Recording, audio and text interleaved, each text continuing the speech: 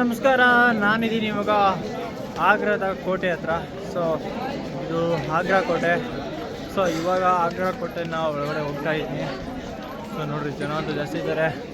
So ಬನ್ನಿ, ಇವಾಗ ನಾವು ಆಗ್ರಾ ಕೋಟೆನ ನೋಡ್ಕೊಂಡು ಬರೋಣ. ನೀವೇನು ಇವಾಗ ಮುಂದೆ ನೋಡ್ತಾ ಇದ್ದೀರಲ್ಲ, ಇದು ಜಹಾಂಗೀರ್ ಆ್ಯಂಡ್ ಅಕ್ಬರಿ ಮಾಲ್ ಅಂತ. ಸೊ ಜಹಾಂಗೀರ್ ಮತ್ತು ಅಕ್ಬರ್ನ ಅರಮನೆ ಆಗಿತ್ತಂತೆ. ಸೊ ನೋಡಿ, ಇದು ಜಹಾಂಗೀರ್, ಅಕ್ಬರ್ ಮತ್ತು ಶಹಜಹಾನ್ ಬಳಸಿದಂಥ ಅರಮನೆ. ಸೊ ಸ್ನೇಹಿತರೆ, ಇಲ್ಲಿ ಕೂಡ ಒಂದು ಅಕ್ಬರ್ದು ಅರಮನೆ ಇತ್ತಂತೆ. ಸೊ ಅದನ್ನು ಇವಾಗ ನೆಲಸಮ ಮಾಡಿಬಿಟ್ಟಿದ್ದಾರೆ. ಸೊ ನೋಡಿ, ಈ ಕಡೆ ನೋಡ್ತಾ ಇದ್ದೀರಲ್ಲ, ಅಲ್ಲೇನು ಗೇಟ್ ಕಾಣಿಸ್ತಿದೆಯಲ್ಲ, ಆ ಗೇಟ್ ಹಿಂದೆ ಇವು ಒಂದು ಬೇಸ್ ಇದೆ, ಅದು ಆರ್ಮಿ ಬೇಸು. ಸೊ ಅಲ್ಲಿ ನಮ್ಮ ಇಂಡಿಯನ್ ಆರ್ಮಿ ಇವಾಗ ಬ್ರಿಟಿಷ್ನ ಆಡಳಿತ ನಂತರ, ಅಂದರೆ ನಮ್ಮ ಸ್ವತಂತ್ರ ಬಂದ ಮೇಲೆ ಇವಾಗ ನಮ್ಮ ಇಂಡಿಯನ್ ಆರ್ಮಿ ಇವಾಗ ಆ ಜಾಗದಲ್ಲಿ ನಮ್ಮ ಇಂಡಿಯನ್ ಆರ್ಮಿ ಇರೋದು. ಸೊ ಇವಾಗ ನೀವು ಮುಂದೆ ಏನು ನೋಡ್ತಾ ಇದ್ದೀರಾ, ಇದು ಜಹಾಂಗೀರ್ ಬಾತ್ ಟಬ್ ಅಂತ. ಸೊ ಜಹಾಂಗೀರ್ ಬಾತ್ ಟಬ್ನ ಒಂದೇ ಕಲ್ಲಿನಲ್ಲಿ ಕೆತ್ತವ್ರೆ. ಸೊ ನೋಡ್ರಿ, ಹಿಂಗೆ ತೋರಿಸ್ತೀನಿ. ಸೊ ಈ ಬಾತ್ ಟಬ್ಬಲ್ಲಿ ಮೂರು ಸ್ಟೆಪ್ ಇದೆ. ಒಳಗಡೆ ಹೋಗೋಕ್ಕೆ 3 ಸ್ಟೆಪ್ಪು, ಒಳಗಡೆ ಬರೋಕ್ಕೆ 3 ಸ್ಟೆಪ್ಪು. ಸೊ ಹೊರಗಡೆದೆಲ್ಲೋ ಕಾಣಿಸ್ತಿಲ್ವಲ್ಲ, ಒಳಗಡೆ ಮಾತ್ರ ಕಾಣಿಸ್ತು. ಇಲ್ಲಿದೆ ನೋಡಿ, ಇದು ಒಳಗಡೆ ಹೋಗೋಕ್ಕೆ 3 ಸ್ಟೆಪ್ ಮಾಡಿದ್ದಾರೆ. ಇದು ಜಹಾಂಗೀರು ಸ್ನಾನ ಮಾಡೋದಕ್ಕೆ ಬಳಸ್ತಿದ್ದಂಥ ಬಾತ್ ಟಬ್ಬು. ಒಂದೇ ಕಲ್ಲು, ಎಲ್ಲೂ ಜಾಯಿಂಟ್ ಮತ್ತು ಏನು ಅಟ್ಯಾಚ್ಮೆಂಟ್ ಇಲ್ಲ ಅಂತೆ. ಸೊ ನೋಡಿ, ಇದು ಹೊರಾಂಗಣ. ಜಹಾಂಗೀರ್ ಮಾಲ್ ಮತ್ತು ಅಕ್ಬರ್ನ ಅರಮನೆಗೆ ಇವಾಗ ನಾವು ಎಂಟ್ರಿ ಕೊಡ್ತಾಯಿದ್ದೀವಿ. ಸೊ ಸ್ನೇಹಿತರೆ ನೋಡಿರಿ, ಅಲ್ಲೆಲ್ಲ ಏನಿದೆ ಕಾಣಿಸ್ತಿದೆಯಲ್ಲ, ಅಲ್ಲೆಲ್ಲ ಸೈನಿಕರು ನಿಂತ್ಕೊಳ್ಳೋವಂಥದ್ದು. ವಾಚ್ ಟವರಲ್ಲಿ ಕೂಡ ಸೈನಿಕರು ನಿಂತ್ಕೊಳ್ಳೋವಂಥದ್ದು ಪ್ಲೇಸು. ಸೊ ನೋಡಿ, ಇಲ್ಲಿ ಎಷ್ಟೊಂದು ವಾಚ್ ಟವರ್ಗಳಿದ್ದಾವೆ. ಸೊ ನೋಡಿರಿ, ಅರಮನೆಗೆ ವಿಂಡೋ ನೋಡಿರಿ ಹಿಂಗಿದೆ. ಸೊ ಚಲೋ, inside I will show that. ಬನ್ನಿ ಒಳಗಡೆ ಹೋಗೋಣ. ನೋಡಿರಿ, ಹಿಂಗೆ ಕಟ್ಟಿದ್ದಾರೆ. ಸೊ ಇದೆಲ್ಲ ಒಂದೇ ಶೈಲಿಯಲ್ಲಿದ್ದಾವೆ. ಇನ್ನು ಇಸ್ಲಾಮಿಕ್ ಶೈಲಿ, ಮೊಘಲರ ಕಾಲದ ಅರಮನೆ ನೋಡಿ ಸ್ನೇಹಿತರೆ.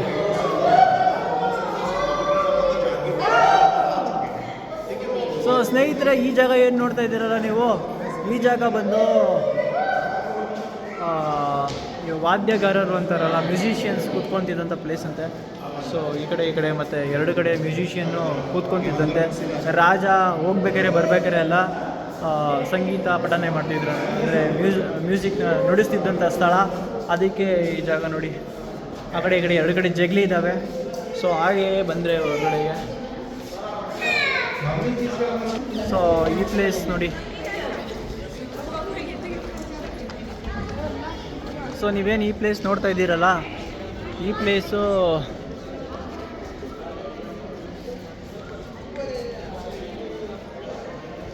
ಈ ಪ್ಲೇಸಲ್ಲಿ ಅಕ್ಬರ್ನ ತಾಯಿ, ಮತ್ತು ಈ ಪ್ಲೇಸ್ ಬಂದು ಅಕ್ಬರ್ನ ಅರಮನೆಯ ಬೆಡ್ರೂಮು, ಖಾಸಗಿ ಬೆಡ್ರೂಮ್ ಅಂತೆ.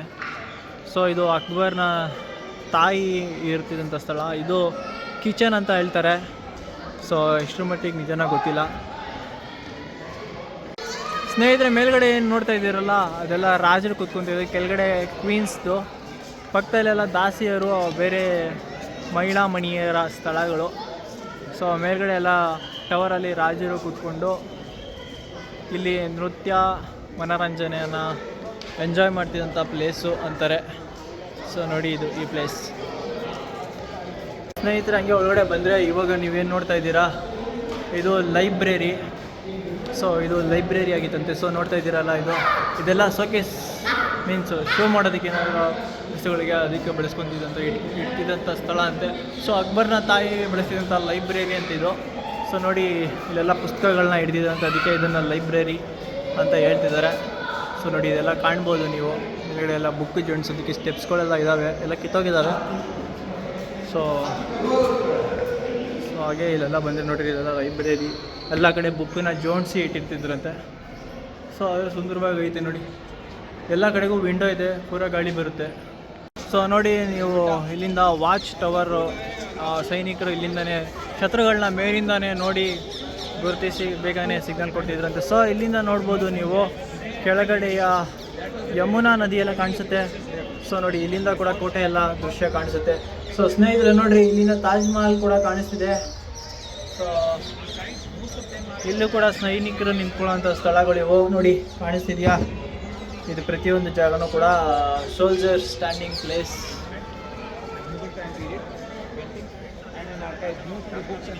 ಸ್ನೇಹಿತರೆ, ಈ ಕೋಟೆನ ಪೂರ ರೆಡ್ ಮಾರ್ಬಲ್ ಅಲ್ಲಿ ಕಟ್ಟಿದ್ದಾರೆ ಅನ್ನೋದಕ್ಕೆ ಇಲ್ಲೇ ಸಾಕ್ಷಿ. ಸೊ ಇಲ್ಲಿ ನೋಡಿ, ಸ್ವಲ್ಪ ಹೊಡೆದೋಗೈತೆ. ಪೂರಾ ಕೋಟೆ ರೆಡ್ ಮಾರ್ಬಲ್ಲು ನೋಡಿ, ಕೆಂಪು ಕಲ್ಲು.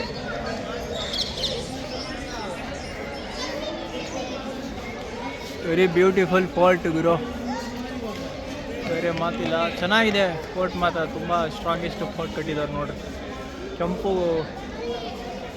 ಕೆಂಪು ಮಾರ್ಬಲಲ್ಲಿ ಕಟ್ಟಿರುವಂಥ ಇದೊಂದು ಕೋಟೆ. ಕೆಂಪು ಮತ್ತು ಬಿಳಿ ಮಾರ್ಬಲ್ಲು ಬಳಸಿ ಕಟ್ಟಿದ್ದಾರೆ. ಇವಾಗ ನೀವೇನು ಇಲ್ಲಿ ಕೆಳಗಡೆ ನೋಡ್ತಾ ಇದ್ದೀರಾ, ಇದು ಡ್ರೈನೇಜ್ ಸಿಸ್ಟಮ್ಮು.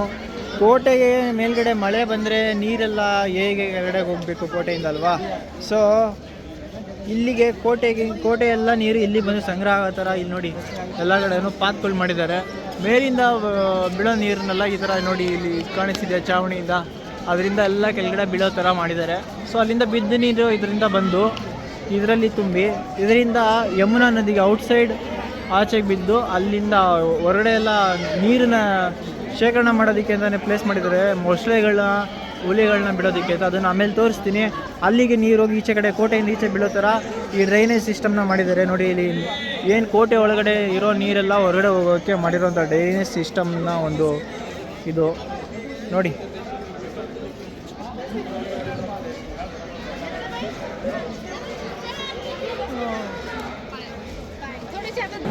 ಇದೆಲ್ಲ AC ಮಹಲ್ ಅಂತ. ಸೊ AC ಮಹಲ್ ಅಂದರೆ ಗಾಳಿ ಆಡುವಂತಹ ಮಹಲು ಆ ಥರ. ಸೊ ನೋಡಿ ಎಲ್ಲ ಕಡೆನೂ ವಿಂಡೋ ಇದ್ದಾವೆ. ಇಲ್ಲಿ ಬಂದರೆ ತಣ್ಣಗಾಗುತ್ತೆ.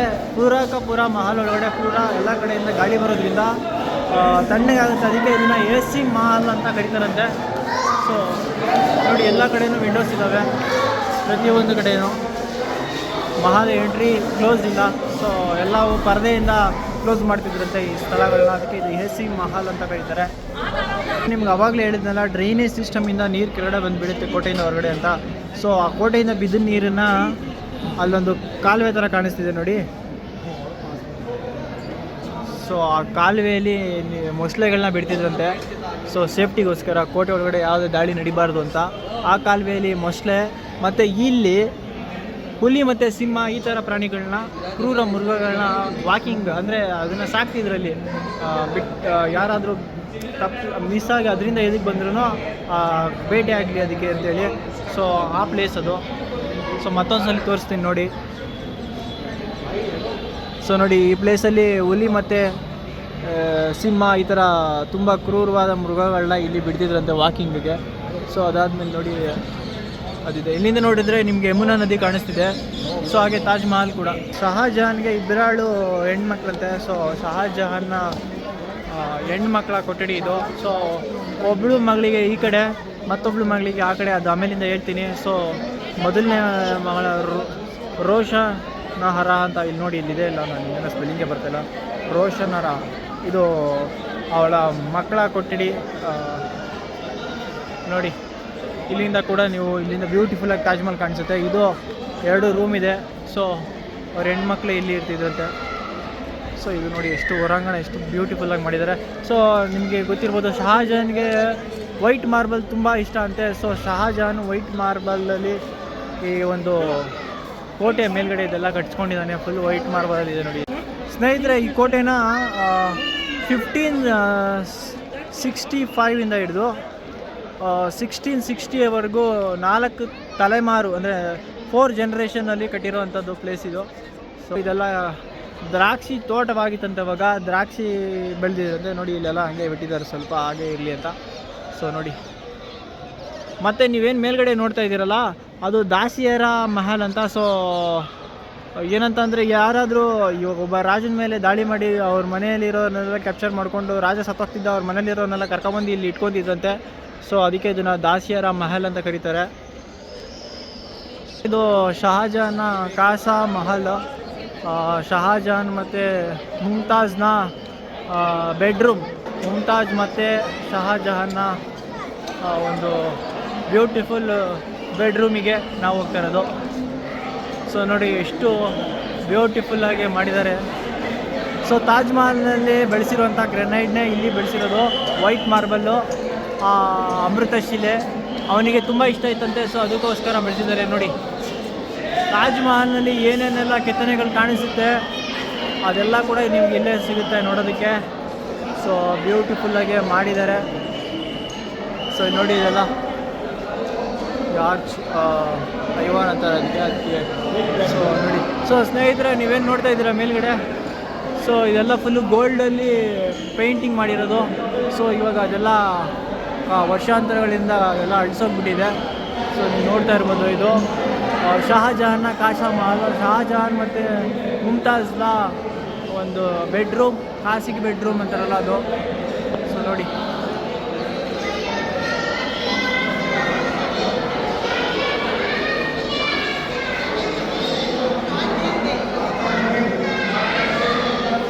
ನೋಡ್ತಾ ಇರ್ಬೋದು ಯಾವ ಥರ ಡೆಕೋರೇಷನ್ ಇದೆ ನೋಡಿ ಬೆಡ್ರೂಮ್ಗೆ.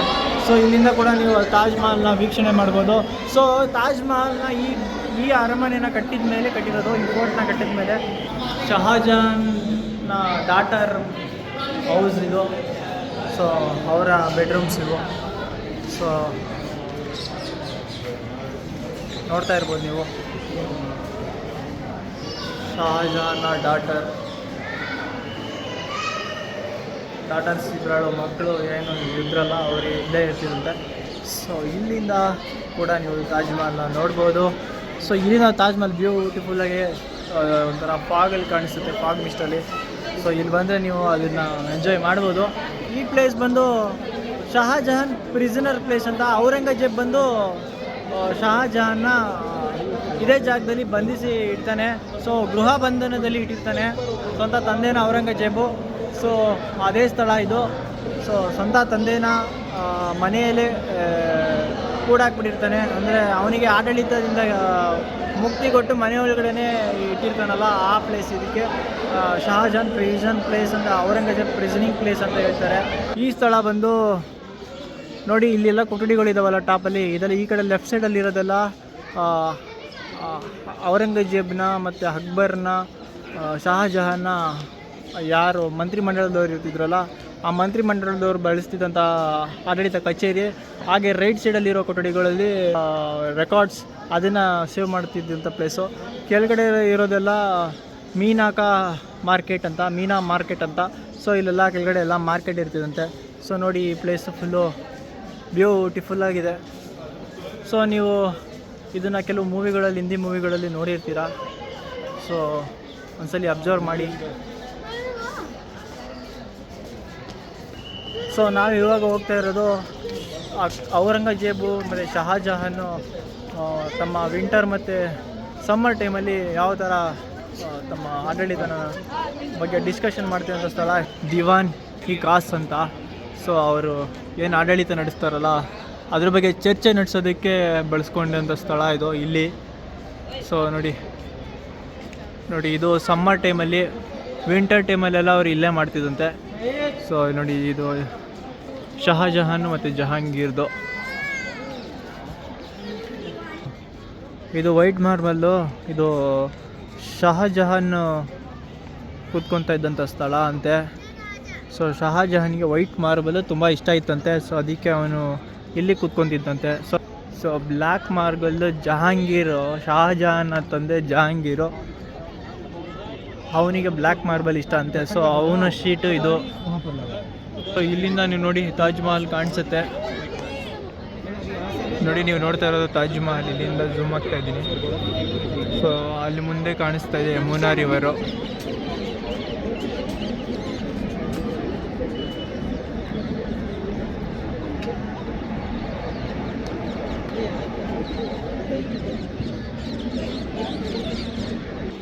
ಸೊ ಹಾಗೆ ಬಂದರೆ ನೀವೇನು ಮುಂದೆ ನೋಡ್ತಾ ಇದ್ದೀರಲ್ಲ,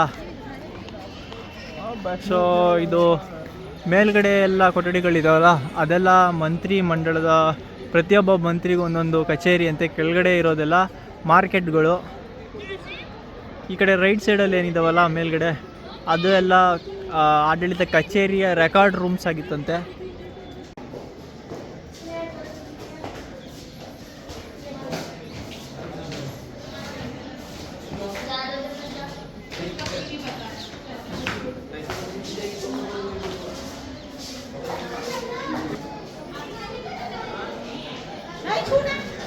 ಸ್ನೇಹಿತರೆ ಅವಾಗಲೇ ಹೇಳಿದ್ನಲ್ಲ ರೆಕಾರ್ಡ್ ರೂಮ್ಸ್ ಅಂತ ನೋಡಿ ಇವು ಇವೆಲ್ಲ ರೆಕಾರ್ಡ್ ರೂಮ್ಸು. ಸೊ ಆ ಕಡೆ ಇರೋದೆಲ್ಲ ಬೀರ್ಬಲ್ಲು, ತಾನ್ ಸಿಂಗ್ ಮತ್ತು ಅವನ ಮಂತ್ರಿಮಂಡಲದ ಆಡಳಿತ ಕಚೇರಿಗಳಂತೆ. ಸೊ ಹಾಗೆ ನೋಡಿದ್ರೆ ನೀವು ಕೆಳಗಡೆ ಇಲ್ಲಿ ಕಾಣಿಸ್ತಿದ್ದೀರೋದೆಲ್ಲ ಟಂಕಸಾಲೆ.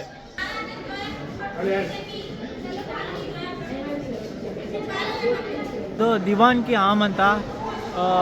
ಸೊ ಇದು ಜಡ್ಜ್ಮೆಂಟ್ ಕೋರ್ಟ್ ಥರ ಯೂಸ್ ಮಾಡ್ತಾ ಇದ್ರಂತೆ ಆಗಿನ ಸಮಯದಲ್ಲಿ. ಸೊ ಇದೇನು ನೋಡ್ತಾ ಇದ್ದೀರಲ್ಲಿ ಪಿಕಾಕ್ ಸಿಂಹಾಸನ, ಅಂದರೆ ನಮ್ಮ ನವಿಲಿನ ಸಿಂಹಾಸನದ ಮೇಲೆ ಅಕ್ಬರ್ ಕೂತ್ಕೊಂಡು ಜಡ್ಜ್ಮೆಂಟ್ ಕೊಡ್ತಿದ್ದಂಥ ಸ್ಥಳ. ಸೊ ಈ ಕಡೆ ಪಕ್ಕದಲ್ಲಿ ಕಾಣಿಸ್ತಾ ಇರೋದು ಲೆಫ್ಟು ಮತ್ತು ರೈಟಲ್ಲಿ ಮಹಾರಾಣಿಯರದು, ಅವನ ಕ್ವೀನ್ಸ್ ಯಾರು ಇರ್ತಿದ್ರು ಅವ್ರದ್ದು ಸ್ಥಳ. ಮತ್ತು ಇದು ಬೀರ್ಬಲ್ಲು, ಅಕ್ಬರ್ನ ಮಂತ್ರಿ, ಅವನು ಇಲ್ಲಿ ಕೂತ್ಕೊತಿದ್ದಂತೆ. ಸೊ ನೋಡಿ ಇದು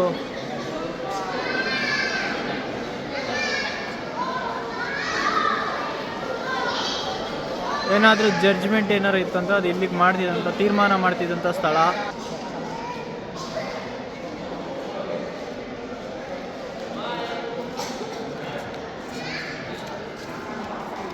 ಈ 1857ರಲ್ಲಿ ಬ್ರಿಟಿಷ್ ಅಧಿಕಾರಿ ಒಬ್ಬ ಕಾಲಾರ ಬಂದು ಇಲ್ಲಿ ಸಾಯ್ತಾನಂತೆ. ಅವನದು ಸಮಾಧಿ ಇಟ್ಟಿದ್ದಾರೆ ಇಲ್ಲಿ, ಜಾನ್ ರಸೆಲ್ ಕಾಲ್ವಿನ್ ಗ್ರೇವ್ ಅಂತೇಳಿ.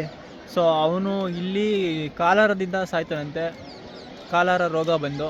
ಸೊ ನೋಡಿ ಇದೇನಿಲ್ಲ ಗಾರ್ಡನ್ ಎಲ್ಲ ಇದೆಯಲ್ಲ, ಅದಾಗ ಎಂಟಿ ಪ್ಲೇಸ್ ಆಗಿತ್ತಂತೆ. ಸೊ ಅಲ್ಲಿ ಹಾರ್ಜ್ಗಳು ಕಾಣಿಸ್ತಿದೆಯಲ್ಲ, ಆ ರೂಮ್ಸಲ್ಲೆಲ್ಲ ಸೋಲ್ಜರ್ಸು ನಿಂತ್ಕೊತಿದ್ರಂತೆ.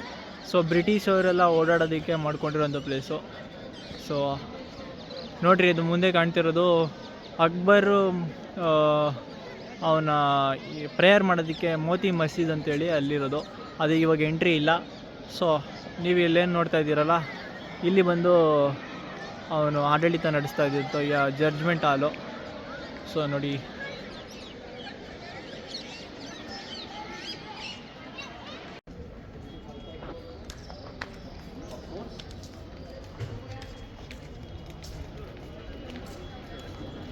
ಸ್ನೇಹಿತರೆ, ಆಗ್ರಾ ಫೋರ್ಟ್ನ ವಿಡಿಯೋಸ್ ಏನಾದ್ರು ನಿಮ್ಗೆ ಇಷ್ಟ ಆಗಿದ್ರೆ ಲೈಕ್ ಮಾಡಿ, ಶೇರ್ ಮಾಡಿ, ಹಾಗೂ ನಮ್ಮ ಯೂಟ್ಯೂಬ್ ಚಾನಲ್ನ ಸಬ್ಸ್ಕ್ರೈಬ್ ಮಾಡಿಲ್ಲ ಅಂದರೆ ಸಬ್ಸ್ಕ್ರೈಬ್ ಮಾಡ್ಕೊಳ್ಳಿ. ಪಕ್ಕದಲ್ಲೇ ಕಾಣೋ ಬೆಲ್ ಬಟನ್ ಮೇಲೆ ಕ್ಲಿಕ್ ಮಾಡಿ, ಅಲ್ಲಿ ನೋಟಿಫಿಕೇಶನ್ ಎಲ್ಲ ಬೆಲ್ ಮಾಡ್ಕೊಂಡಿರಿ.